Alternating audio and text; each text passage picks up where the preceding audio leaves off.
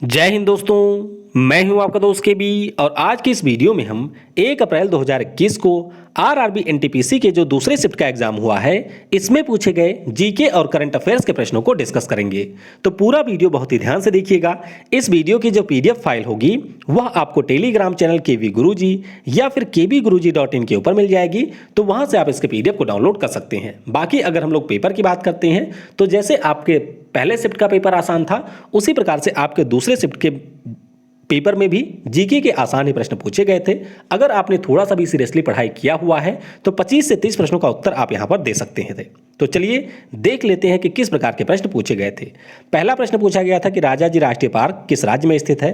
अब ये जो राष्ट्रीय पार्क है वह आपको मिलेगा उत्तराखंड में और इससे आसान प्रश्न आपके लिए हो भी नहीं सकता है।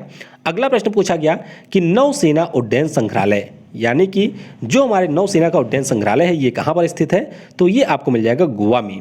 कहां पर? गोवा में इसका निर्माण किया गया है।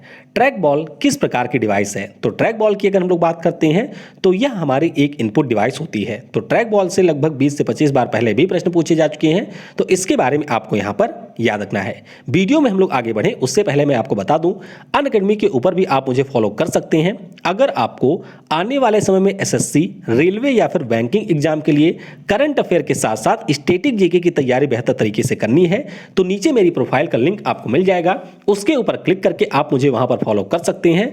4 से 5 तारीख के बीच यहां पर आपकी जो भी एनटीपीसी सीबीटी 2 की क्लासेस हैं वह भी शुरू हो जाएंगी, तो बिल्कुल इसके ऊपर क्लिक करके आप मुझे वहां फॉलो जरूर कर लें। इसके अलावा अगर आप किसी भी प्रकार के एग्जाम के सिस्टमैटिक वे में तैयारी करना चाहते हैं तो अनअकैडमी के प्लेटफॉर्म के ऊपर आपको बहुत सारे यहां पर कोर्स मिल जाएंगे, वहां पर आप यूज करिएगा कोड KV10, इससे आपको 10% का तुरंत डिस्काउंट मिल जाएगा। अगला प्रश्न यहां पर पूछा गया कि अंतरराष्ट्रीय क्रिकेट में 500 छक्के लगाने वाले पहले क्रिकेटर कौन है। तो आसान सा प्रश्न है, जब भी छक्के की बात आए तो याद रखिएगा नाम होगा क्रिस गेल। तो क्रिस गेल अंतरराष्ट्रीय क्रिकेट में 500 छक्के लगाने वाले। इसके अलावा ओवरऑल जो क्रिकेट का प्रारूप है उसमें 1000 छक्के लगाने वाले दुनिया के पहले क्रिकेटर हैं, ये पॉइंट आप याद रखेंगे। अच्छा, अभी T20 क्रिकेट में 500 विकेट लेने वाले ड्वेन ब्रावो दुनिया के पहले गेंदबाज बने हैं और T20 में 500 मैच खेलने वाले किरोन पोलार्ड भी पहले खिलाड़ी बने हैं। तो इनके नाम भी आने वाले समय में आपसे पूछे जा सकते हैं। फिर एक प्रश्न पूछा गया कि किस वायसराय के द्वारा वर्नाकुलर प्रेस एक्ट को पारित किया गया था। तो ये आपका 1878 में पारित हुआ था और उस समय वायसराय थे लॉर्ड लिट्टन। क्या नाम था? लॉर्ड लिट्टन उस समय वायसराय थे। अगला प्रश्न पूछा गया कि जो हमारी मैग्मा होती है वह कहां पर पाई जाती है। तो पृथ्वी की अगर हम लोग बात करते हैं तो इसे हम लोग 3 लेयर में बांट सकते हैं। सबसे ऊपर हमारा होता है क्रस्ट, उसके बाद में होता है मेंटल और उसके बाद में नीचे होता है कोर। तो मैग्मा की अगर हम लोग बात करते हैं तो ये आपके मेंटल में पाया जाता है। कहां पर?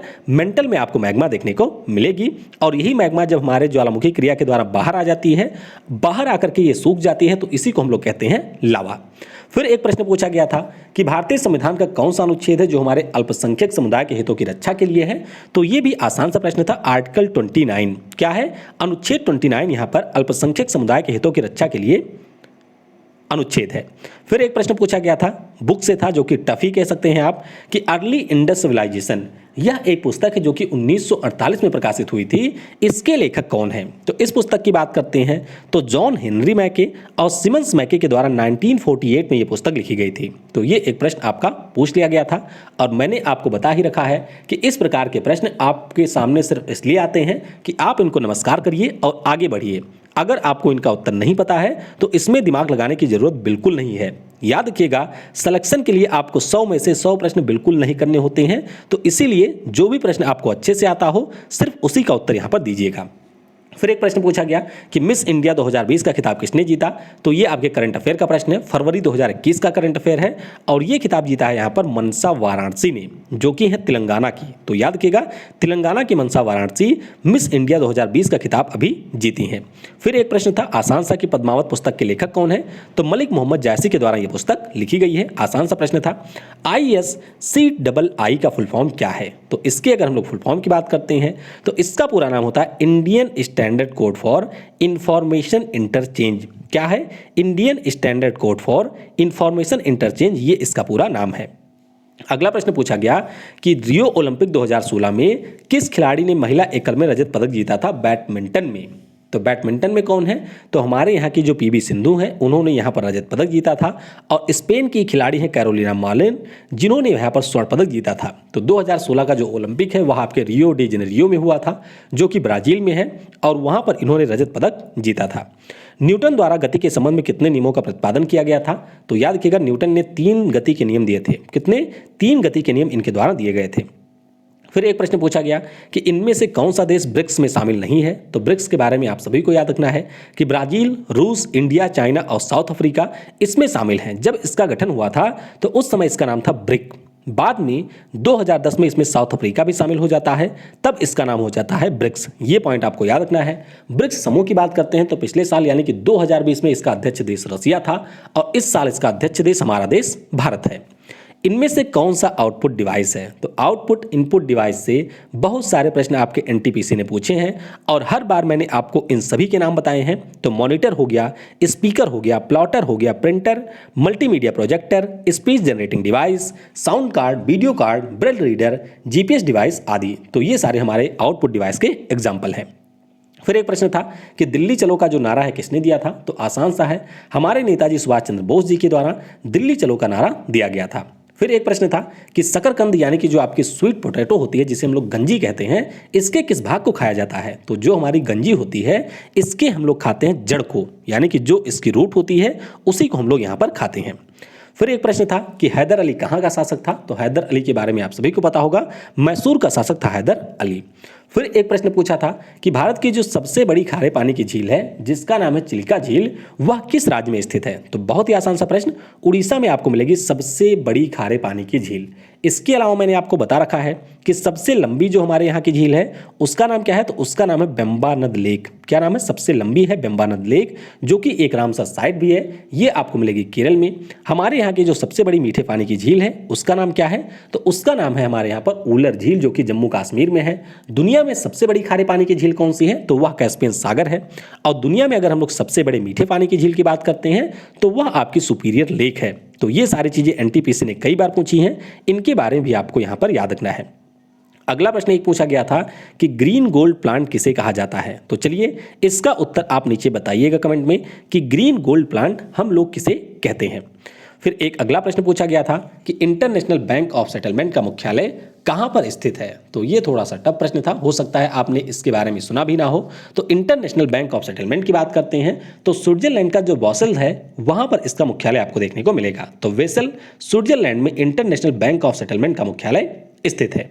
फिर एक प्रश्न पूछा गया था कि रात के समय दिखाई देने वाला सबसे चमकीला ग्रह कौन सा है? तो वही ग्रह है जो हमारे पृथ्वी की बहन है, यानी कि बिल्कुल पृथ्वी के समान है, उसका नाम है शुक्र। कौन सा? वीनस प्लैनेट हमें रात के समय दिखाई देता है और ये हमारा सबसे चमकीला ग्रह है। फिर एक प्रश्न पूछा गया कि इनमें से कौन सा राष्ट्रीय उद्यान यूनेस्को की लिस्ट में शामिल है? तो यूनेस्को की लिस्ट के बारे में मैंने आपको बता ही रखा है। नंदा देवी हो गया, इसके अलावा हमारा ये कंचनजंगा हो गया। कंचनजंगा के अलावा अगर हम लोग बात करते हैं तो काजीरंगा हो गया।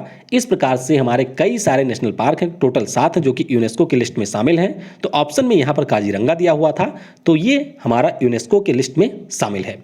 फिर एक प्रश्न पूछा गया था कि 2017 में इसरो ने एक साथ कितने सैटेलाइट लॉन्च करके एक रिकॉर्ड बनाया था? तो बहुत ही आसान सा प्रश्न है, 104 सैटेलाइट इन्होंने लॉन्च किया था, और ये प्रश्न 3 से 4 बार एनटीपीसी ऑलरेडी पूछ चुका है। हालांकि ये जो रिकॉर्ड था वह इस साल स्पेस एक्स ने तोड़ दिया। ये पॉइंट भी आप ध्यान रखेंगे कि स्पेस एक्स ने 143 सैटेलाइट को एक साथ में लॉन्च करके इसरो के इस रिकॉर्ड को तोड़ दिया है।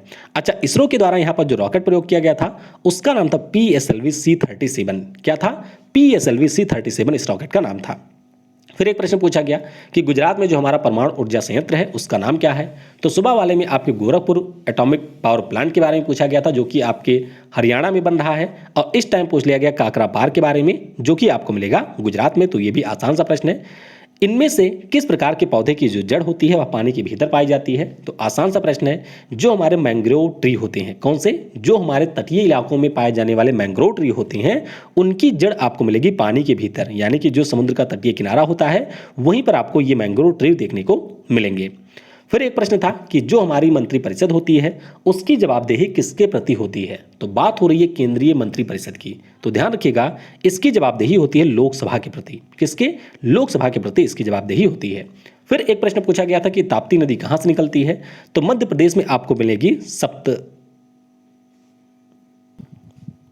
सतपुड़ा की पहाड़ियां और उसी पे आपको मिलेगी धूपगढ़ माउंटेन पीक। तो यहीं से हमारी ताप्ती नदी निकलती है। एक प्रश्न इस प्रकार से था, कूट वाला टाइप का था कि डॉक्टर अगर चिकित्सालय से संबंधित है तो मंदिर से कौन संबंधित होगा, तो मंदिर से हमारा संबंधित होगा पुजारी। तो ये भी आसान सा ही प्रश्न था। एक प्रश्न पूछा गया कि सिंधु घाटी सभ्यता में इनमें से किस स्थल पर एक जलाशय मिला है, तो जलाशय की अगर हम लोग बात करते हैं तो ये मिला था धौलावीरा से। कहां से? धौलावीरा, जो कि आपको गुजरात में मिलेगा, वहां से एक जलाशय यहां पर मिला था।